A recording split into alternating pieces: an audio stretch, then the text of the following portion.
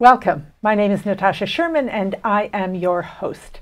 And my guest today is Donna Zytko. She is a counselor and advocate at Womanspace. And I want to tell you a little bit about Womanspace. Womanspace is a leading not-for-profit agency that provides a wide array of services to individuals impacted by domestic and sexual violence.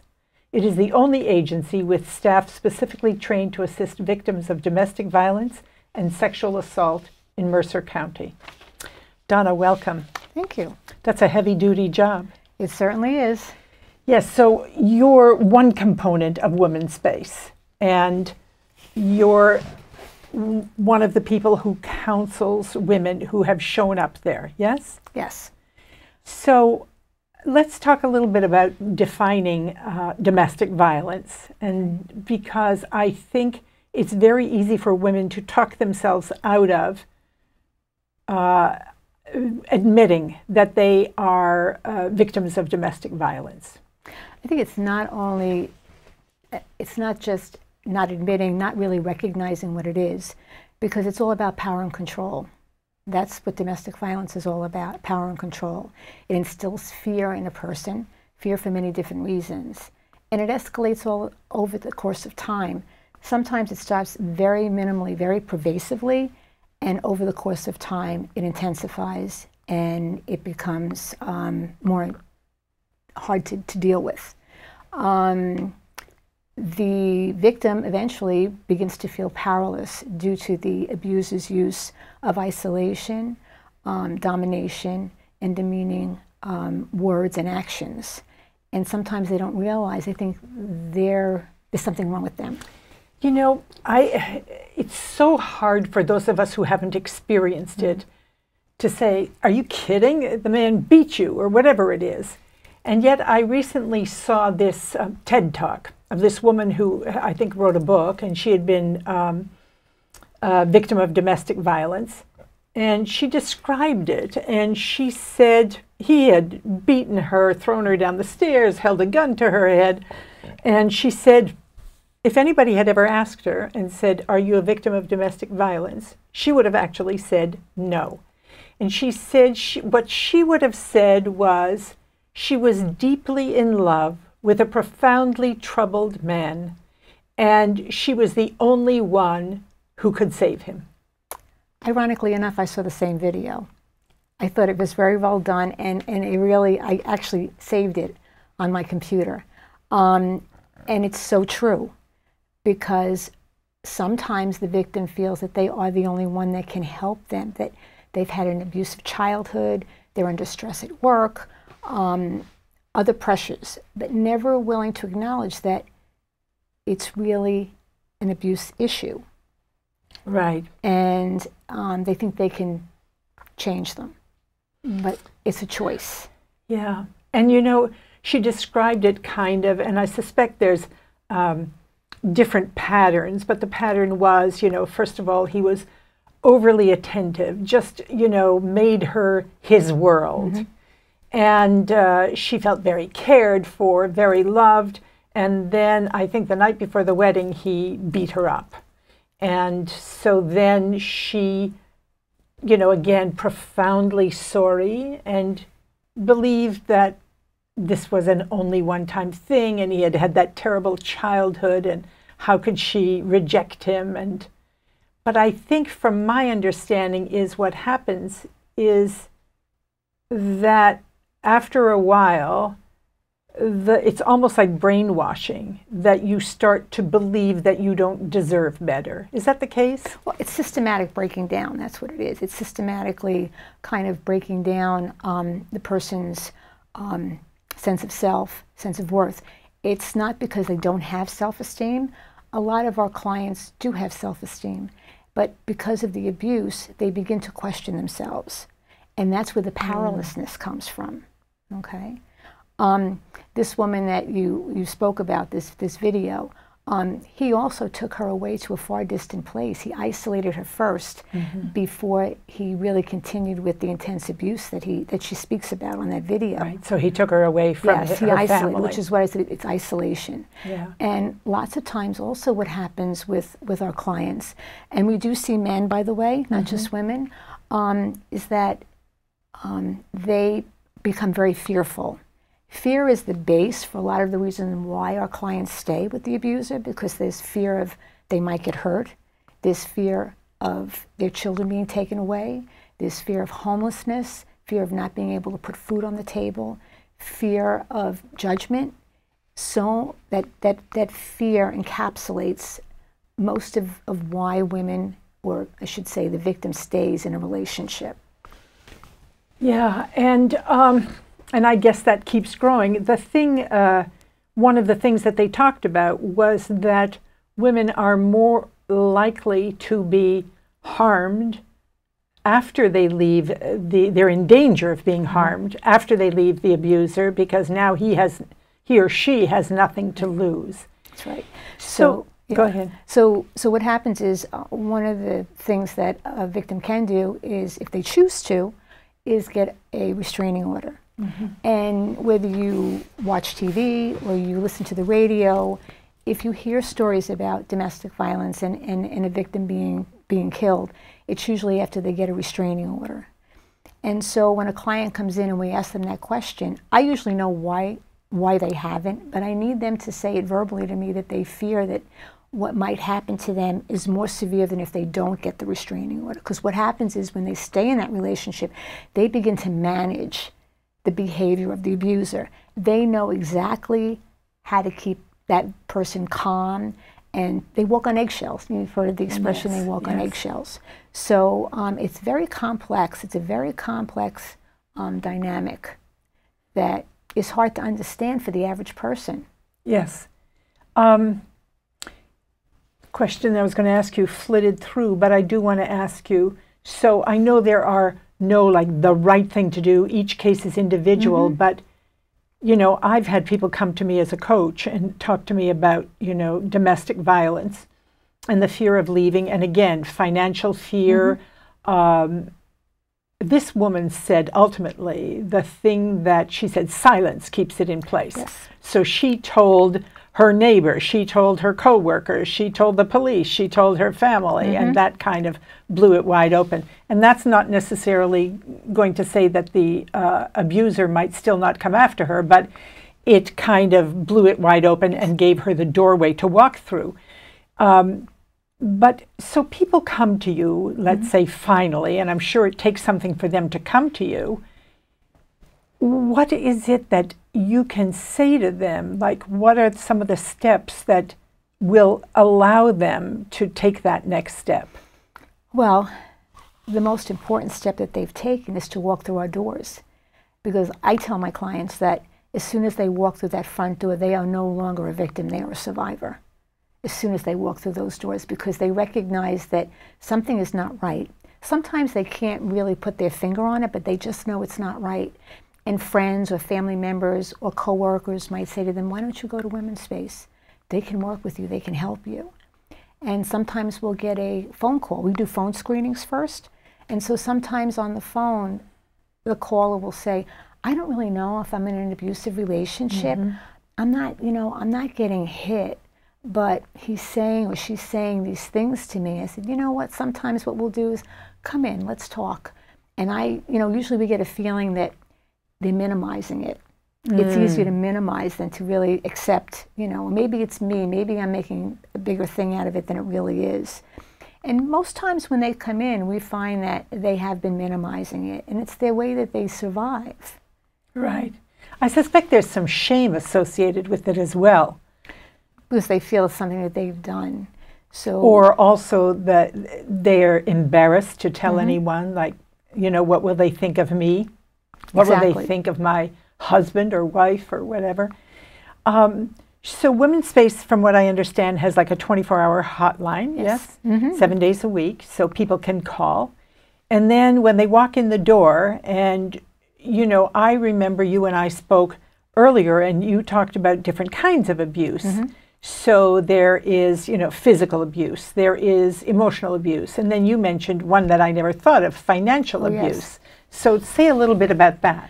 That's probably a very, very, that's really an insidious type of form of abuse, because, when you marry someone, just say, use marriage as an example. When you marry someone, right, it's built on trust and respect in a healthy marriage, right? Right. So when your spouse tells you that, don't worry, you don't have to work anymore, I'm going to take care of the family, you just take care of the kids, and so on and so forth, over the course of time, it begins to like, well, you don't really need money for that, or you're not working, you don't deserve that. And then additional abuse becomes even more prevalent. And before you know it, the names are taken off the accounts. They have to ask for money, even for gas, for food. They can't go food shopping. They're not allowed to go out. It's just, it escalates. Again, like I said before, it escalates and intensifies over time, even that form of abuse. Many women that I've had, I'd say in the past year, were afraid to get a divorce because their husbands have said to them, you won't get anything. I'm not going to give you child support. I'm not giving you alimony, even though the court says that they're supposed to pay it. You won't see the children. That's the other thing, fear of losing the children, custody. So it's very, very challenging. Where along the way, like what are some of the signs women should watch out for? Say, even in the arena of financial abuse. Mm-hmm. Like, what's an alternative? Where should they be looking? As far as abuse goes? Well, again, would you say to women, even if you're married and you choose to be a stay-at-home mom, mm-hmm. it's important for you to be part of financial decisions, or right, you should be able to discuss finances. In a healthy relationship, it's a balanced relationship, right? Okay, so the breadwinner goes out, earns the money, you stay home, you watch the children, but you should be able to conduct the usual chores of a homemaker, like food shopping, clothes for the kids, but things like that, gift buying, and even shopping for things for the house, even buying some clothes for yourself, even being able to get your hair cut once in a while. There's nothing wrong with that. That's the usual, part of living, right? And they're told you can't get a haircut. You're the reason why we're in financial ruin, because you get your hair done, or you spend too much money on food. So that should be kind of a red flag, yes. Right? Mm-hmm. You always know when you're in a healthy relationship, right? When each one of you champions the other one, no matter what you do. Whether it's being a stay-at-home mom, a professional woman, whoever you are, you should be able to live your life to the fullest. Mm-hmm. Yeah, yes, and I think part of my experience is that there aren't that many people who do all of that in a healthy way. They do some pieces of it mm-hmm. in a healthy way, and I think that makes it easier for them to ignore the pieces that aren't healthy. It also depends on, how they grew up. Sometimes, when you grew up a certain way, that's your norm, right? So you think this is expected. And yes. So you don't think there's anything wrong with it until one day you wake up, something doesn't feel right. Yeah. And that's usually what happens. They wake up one morning and say, this doesn't feel right. I should be able to do this and I should be able to do that. And you're right. So we go through, what are red flags? What do you think is healthy? What is unhealthy? Sometimes they don't know. Sometimes they don't know. So can you list a few red flags? Certainly one of them is starting to control the finances right. to the point where they're treating you like a child. Mm-hmm. And I'm the parent, I get to make financial decisions. Undermining parenting skills. Ah. Okay. Demanding certain things be done. Ridicule. Criticizing the house isn't clean, even though it might be. It's not done the way they want. The food isn't on the table a certain time. Calling constantly.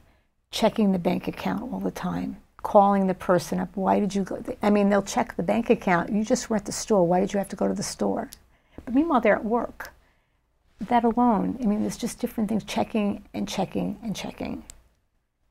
And not allowing the person to be independent and just going through life, you know, it's very hard for, I mean, it's even hard for me to be able to think about living it. It's very hard. I really feel hard for clients, you know, because I don't know what that would be like, you know. Right. I can only imagine what that would be like for them on a daily basis. Some of them can't say where they're coming to counseling. They can't pay because they don't have, which is fine. We don't turn anybody away for an ability to pay, but they can't do anything without checking with their significant other, whoever that might be. So how does one inspire them to, is it a long process? Is it, you know, in order to either leave that situation or well, fix they need to it? make a plan. Mm-hmm.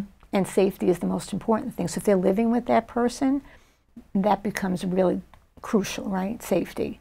So you try to find ways for them to get there, you know, maybe find a job, try to find different things like that, maybe to try to put some money aside. There's various things they can do as a safety plan. To put your papers in a place where is safe if you have to leave. It's really, we use empowerment strategies. We use person-centered, humanistic, and empowerment strategies to show them that they can have a choice, they can make their own decisions. They just need someone to validate and support them. And that's really what we do. We never tell our clients what to do. We challenge them. Right, right. It almost sounds like a rebuilding process. Exactly, that's what it is. That's what empowerment is. And for me, I like to use the word choice a lot and help them reframe the thought process. If they say something really negative, I'm like, well, what would it be like if we reframed it like this? I never thought of it that way. And so when they learn to start reframing things like that, it starts to give them more encouragement. One of the tools that we have in our agency is group. We have a drop-in support group, and that is an extremely empowering tool for a client to come in. Some people are a little kind of timid about speaking in front of other people, but once they do, they realize, wow, I'm not alone. I'm not crazy. There are other people going through what I went through. Abuse is abuse, right? It doesn't matter. Yes. It doesn't matter where you are, who you are, how much money, how little, it doesn't matter. It just matters that it's painful. Yeah. And what do you say, and that whole thing about group, you know, again, that's so powerful in any situation where you're going to a support group, is because people really feel isolated and alone, and then they suddenly discover, oh, wait a minute, other people understand this. And I think also it provides them with the comfort of not feeling judged. Exactly. Yeah, and what do you say to people when they talk about, I don't want to leave because of the children? Well, then we talk about the impact it has on children. Many times, individuals don't understand how it impacts these children, right? So they stay. And we find that children are acting out. Like I said, what's going on at home? Can you give me some of the behaviors? So sometimes they're acting out in school, acting out at home, they're yelling. Those are all, you know, effects of what they see in the household. We're finding more and more. We have a children's program at the agency, so we do have, when a mom is connected or the dad is connected to us, the children can be connected also. We find sometimes that when the behavior changes or the connection between mom and the child, or dad and the child, you know, becomes a little less strained, you know, a little calmer, that the children's behavior changes also. But children are very much impacted. They become impacted even in utero. If you're in a domestic violence situation, even, you know, and at that point, children will be impacted even in utero. I totally agree with that, but maybe you can explain a little how that happens. Well, the stress of the mom, okay, the yelling, pushing around, and then when you have a newborn, right? Newborns have, you know, that startle You know, Yes. it's because they're getting used to sounds, but that startle effect doesn't go away so readily when it's, you know, when we're hearing that all the time. They don't sleep, the birth weight, you know, the weight, the irritableness.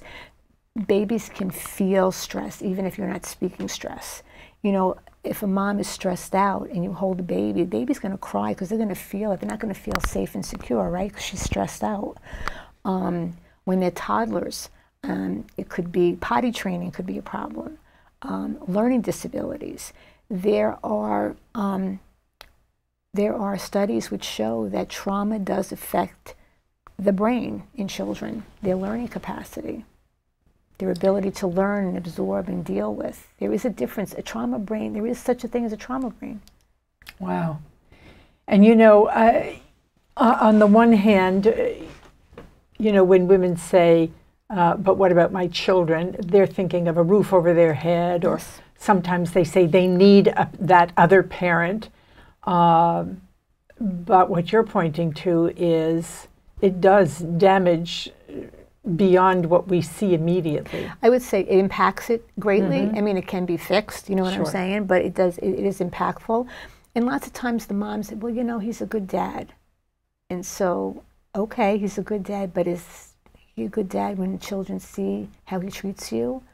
You know, and they'll think, I didn't think about that, you know, because there's that manipulation, again, using the children. That's what happened. The children become that pawn between the two of them, right? Right. And Especially in a leave out- divorce, if they end up Yeah. separating, you know, if dad can't control mom directly, then dad will use child custody and visitation and buying things to do that. Wow. What a web. So what if you have women who come in and as you say, you never tell them what to do. Correct. But what if someone is in the situation, I had a woman talk to me and she was in the situation where she had what she perceived as earning capacity. And she was from a culture that frowned on divorce and would not be supportive of her leaving her spouse. Are there situations that are unresolvable? Well, I wouldn't say unresolvable, but I would say more challenging, like you just explained. So what we do is we help women to stay in that situation in a safe way and help them to emotionally disengage from what's going on so they can kind of deal with what they have to deal with until the time comes when they feel strong enough and have the ability to leave, whether they're supported from family or not. Not everybody's supported when they leave the house, you know, but it's that, right, if you're so tied to that culture, you know, you're really torn between living in that kind of a situation and having your family, you know, kind of like be disappointed. So it's really, again, difficult and complicated. Yeah. So if you were going to kind of do a synopsis of A, what to watch out for, and B, what are the most effective actions to take for someone in that situation? Well, again, the red flags would be control. It's all about parental feeling less than, not feeling like you're an individual, right? Being spoken to in a disrespectful way. Those are like the red flags. But the person needs to make that choice themselves. They have to be able to make a choice as to what decision they want to make for their future. We as an agency can support them. We can give them referrals to different places that can also help support them. But ultimately, they're the one that needs to make the choices because ultimately they know what they need to do to stay safe. Is there a particular person who is more vulnerable than others to this kind of situation? Well, you have a pregnant woman that's more vulnerable. You have someone who's disabled that's more vulnerable. Those two, someone who is economically dependent on someone else. There's a lot of different reasons. There's so many reasons why someone would be vulnerable. Even a woman who's working full time is still vulnerable if she has to hand over her paycheck. there something, and we only have a couple of minutes, and I know you're not like the answer queen, you know, but you have a lot of experience. Do you have any thoughts about like premarital counseling? To me, it starts to make more and more sense. And I did once suggest it to someone, and they said, well, what's wrong with our relationship? And I said, not necessarily anything, but kind of just to give you a heads up of some of the expectations. Well, I mean, that could be a temporary thing. I mean, but that's not always, you know, the answer. As a matter of fact, we don't even recommend couples counseling because that's potentially dangerous. Right. This is once the perpetrator is. So it would say in that type of a situation, it might behoove each one to get their individual counseling to see what their personal issues are. And then once they settle their personal issues, then come together and work as a couple. Yeah, and again, but there's no particular personality type that... Abuse is a choice. Right. And what about the person who's being abused? Any particular patterns or... It's usually, if there's no pattern, you know, the victim will think, oh, it's something that I did, you know, I didn't look. The thing is, what happens with an abuser is they find a vulnerability, okay, and they latch on to that. They tell the victim all the right things, okay, and it usually takes about 6 months for true colors to come true, because you really can't hold, you know, you really can't be that way for a long time if you're used to being a certain way, right? So, and once that happens, the victim's like, she's so into it, you know, that, or he is so into it that they don't know how to get out. But it wasn't like this in the beginning. When I first met that person, they weren't like that. And I think what we do is unrealistically hang on to that memory rather than look at all the current evidence. Yes, because that's what they'll say too, I still love him, or I still love her. And I'll always say, is it the person or what they represent to you that you love? Is it the, you know, when you're married, you know, it's your forever after, and it's a dream, you know, and it's like this dream is like, no, I really love this person. Right. And so it takes them a while to separate. I love the dream.